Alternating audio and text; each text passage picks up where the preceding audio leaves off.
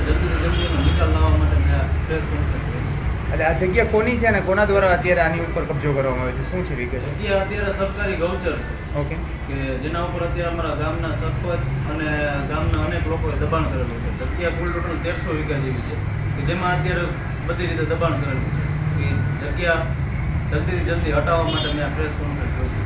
આના માટે કોઈ તમે અરજી કરેલી કે સરકાર પાસે કોઈ માંગ કરેલી કે? હા, મેં 6 મહિના પહેલાં કલેક્ટરમાં અરજી કરેલી છે અને એમાં અત્યારે અમારા ગામના 45 થી 50 જણાના નામ લખાવીને એના વિરુદ્ધ અરજી કરેલી છે. કલેક્ટરમાંથી તમને કાંઈ પૂછપરછ કે બીજા કોઈ તરફથી કાંઈ એવી રીતે?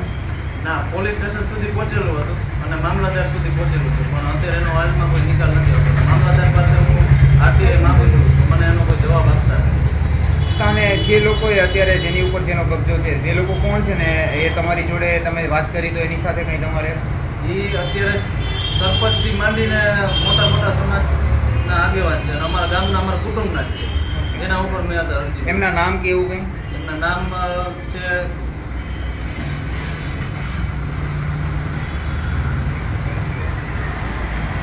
વિગતવાર માહિતી નથી બોલી નાખો. આ બધું બતાવી દો. આ એમના નામ છે કે જે આશરે અત્યારે આમાં 15 થી 20 જણા નામ છે. પોલીસ તપાસ અને મામલતદાર નિવેદનમાં મેં 45 થી 50 જણાના નામ લખાયા.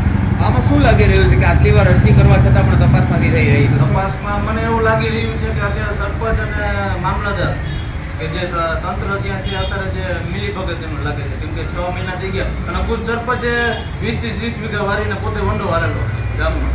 જમીનની કિંમત આશરે શું ગણાતી હશે? એની કિંમત અત્યારે સરકારી ગૌચર છે, જંત્રી મુજબ અત્યારે 1.5 કરોડ રૂપિયા ગણાય. જંત્રી ખાલી કિંમત તો એની વધારે, પણ જંત્રી મુજબ 1.5 કરોડ રૂપિયા થાય. હવે તમારે શું આગળની માંગ છે કે તમારે શું ન્યાય કઈ રીતનો જોઈએ છે?